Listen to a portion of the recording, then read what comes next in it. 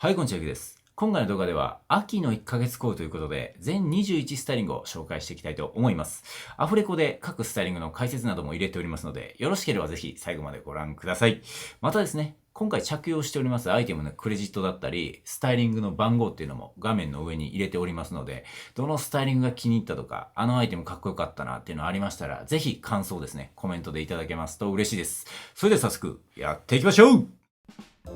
はい、始まりました。1着目、まずはですね、ジュリアン・デイビッドのチェックシャツとメゾン・マルジャラのデニムを合わせたコーデになっております。非常にシンプルなワンツーコーデではあるんですが、まず上のジュリアン・デイビッドのシャツですね。これは少し丈が長めのチェックシャツにはなるんですが、シンプルなコットンというわけじゃなく、素材がですね、ボイルドウールっていうちょっと変わった素材の質感になっておりまして、でデニムのマルジャラのデニムの方もですね、ダーティーウォッシュということで非常に汚い、なかなか見ることないぐらい汚いデニムになっております。なのでシンプルなワンツーコーデではあるんですが、ちょっとね、質感であったり素材の加工感であったりを差別化図ってあげるみたいな、いやらしいんですけど、このバランス感非常に気に入っております。で金額の方には書いていないんですが、今回のスタイリングでずっとね、投資でシェイヌダンクルブレスレットをつけていこうと思いますので、それもポイントになっております。お願いいたします。はい、続きまして2着目、こちらですね、 WRL のデニムシャツとブラウンバイツータックスのフレアパンツを合わさせていただいたワンツーコーデになっております。この WRL はですね、当時ですね、日曜劇場でグランメゾン東京っていう木村拓哉さんの料理番組というかね、料理を題材にしたドラマがあったんですけど、そこで衣装提供で WRL 使われてて、めちゃくちゃかっこいいなと思って購入しましたね。本当に1着で加工も効いてて、それだけで様になるいいデニムシャツかなと思っておりまして、そこに合わせてるのがこのブラウンバイツータックスなんですけど、これもですね、結構素材が固めのダック生地というか、ほんと固めの素材で着用を重ねるごとに当たりとかが綺麗に出ていって、デニムシャツと相性というか、属性的にもかなり近いアイテムなんかな。なので上下かなりテイストも近いワンツーコーデにはなってるんですけど、それだけで終わらせてしまうと、ちょっと面白みに欠ける部分があるので、若干うさんくささを足したくて、そのために雄一富山のメガネをね、使用させていただいているっていう風な感じでございます。はい、2スタイリング目でございました。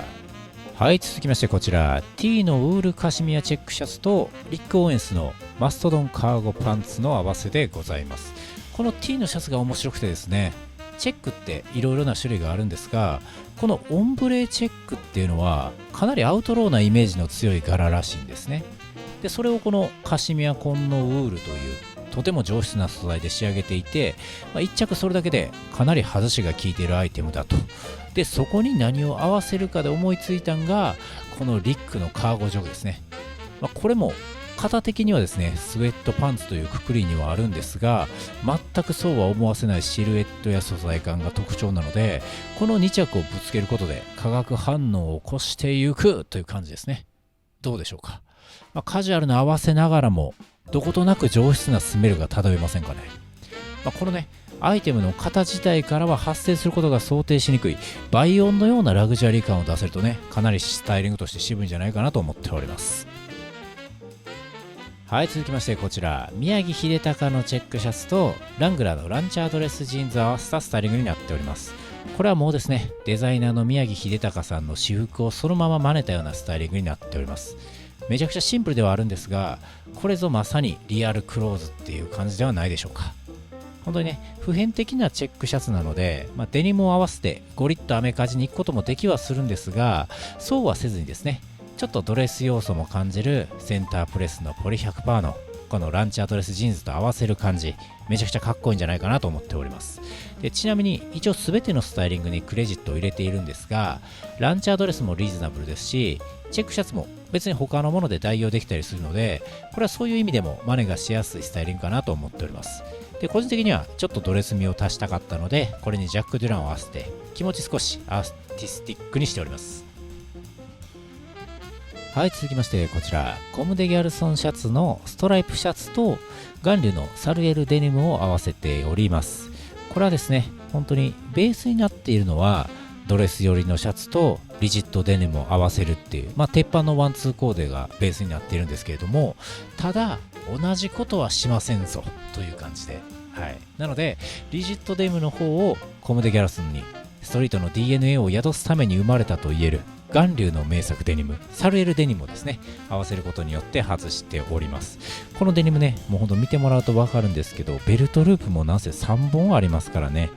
シンプルなリジットデニムとはちょっと程遠いのではないかと思います。なのでこれを下に合わせることによって定番のスタイリングとは重心であったりバランス感がだいぶ違う仕上がりになっていると思います。こういう外し具合結構ね気に入っております。春も着れると思いますが、ぜひお試しください。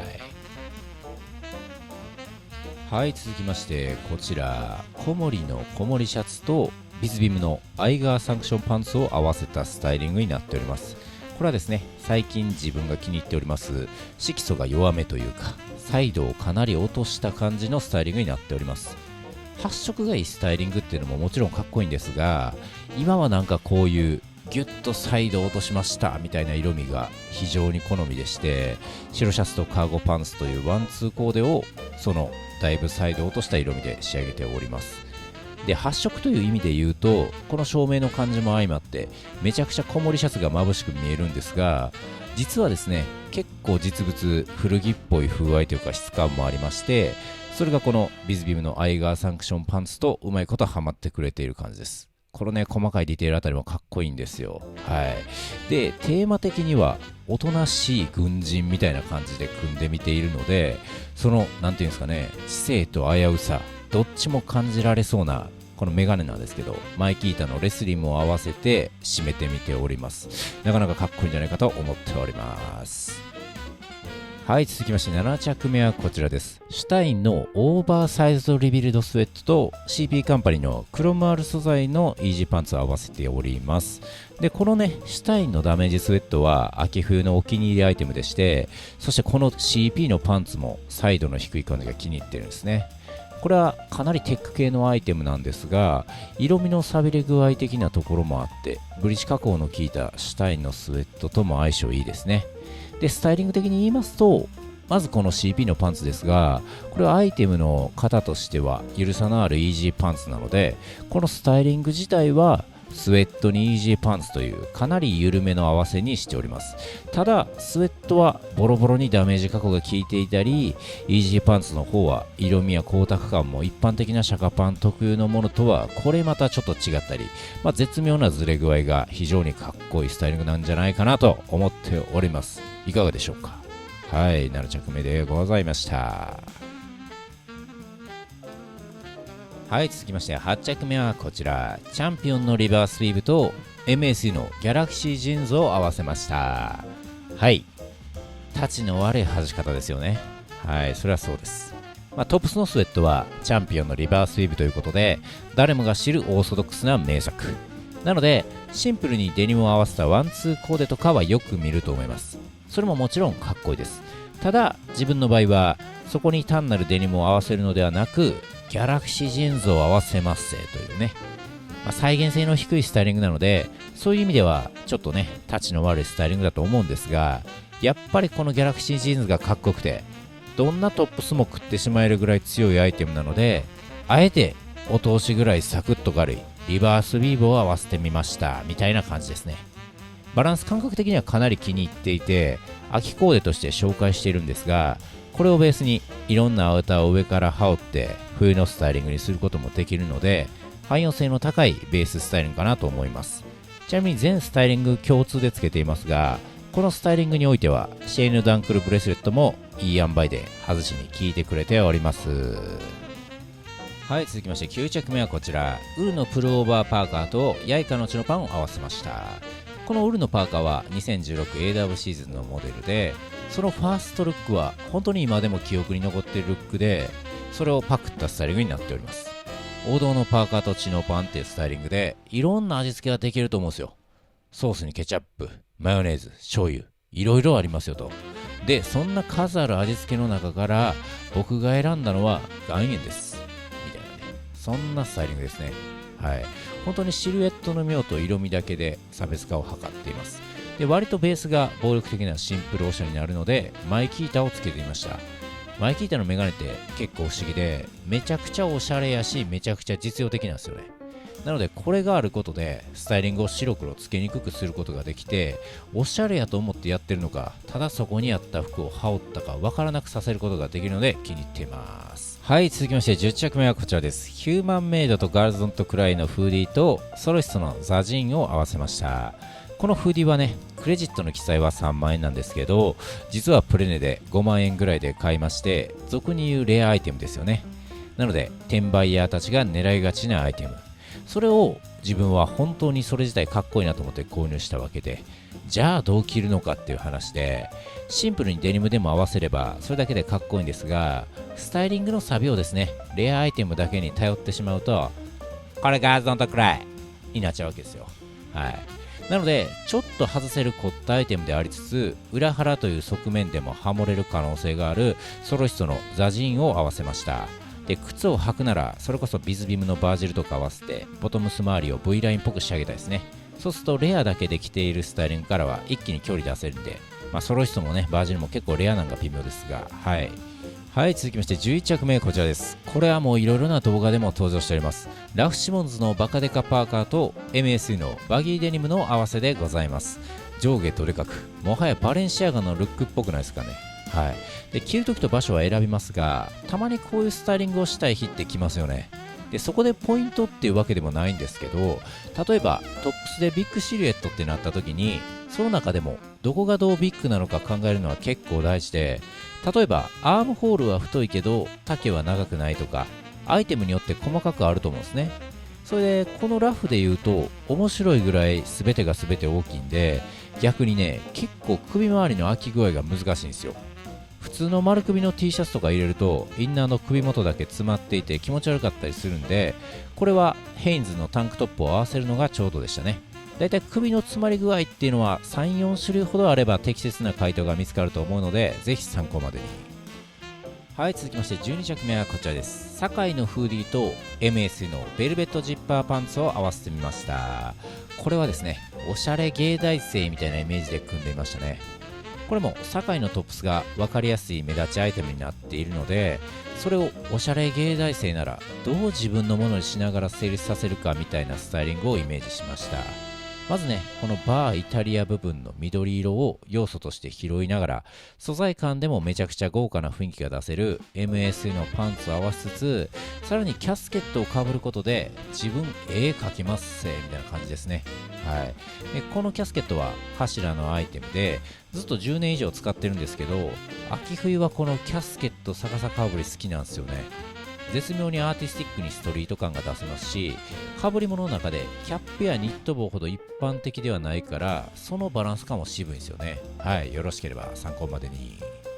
はい、続きまして13着目こちらです。すいません、先ほどに続けて同じ MSU のパンツで組んでしまいました。もうこのパンツめちゃくちゃかっこいいんでね、使い回ししすぎるのは禁物やなと思ってたんですが、フラッと流れで合わせてみたらめちゃくちゃかっこよくて、バイナルアーカイブのニットポロと合わせております。で、このニットポロってかなり奥行きのあるアイテムかなと思っていて、これも別に綺麗にまとめてしまうこともストリートに振ることも両方できるアイテムだと思うので、あえてモードめなパンツを合わせてストリートな方向性はキャップで拾いつつ、モードにもストリートにも通じる雰囲気のあるジャック・デュランのメガネでギュッとスタイリングをまとめてみました。ちょっとね MSA のパンツが強すぎて卑怯と言われればそれまでなんですが、めちゃくちゃ気に入っているスタイリングです。で、このキャップとメガネ合わせ、これはさっきのキャスケットとは対照的にめちゃくちゃ一般的で、ただやっぱり広がるには理由があって、一気にストリート感足しながら外せるので便利な小技だと思います。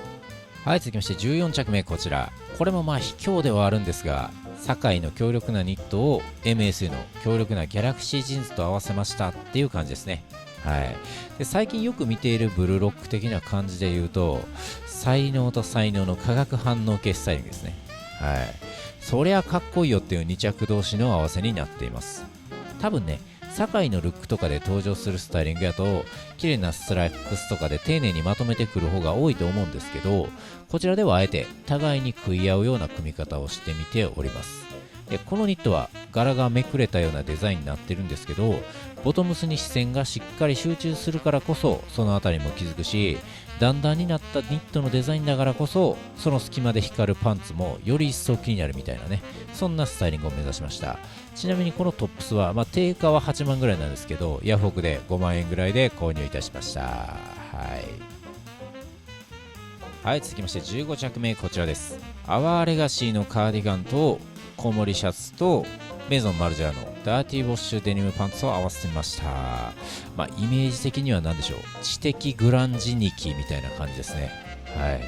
カート・コバーンに憧れる感じで、清潔感とグランジ感を半々ぐらいで意識したスタイリングになっています。でこのニットはですね、おしゃれニキ御用達のアワレガのモヘアニットになりまして、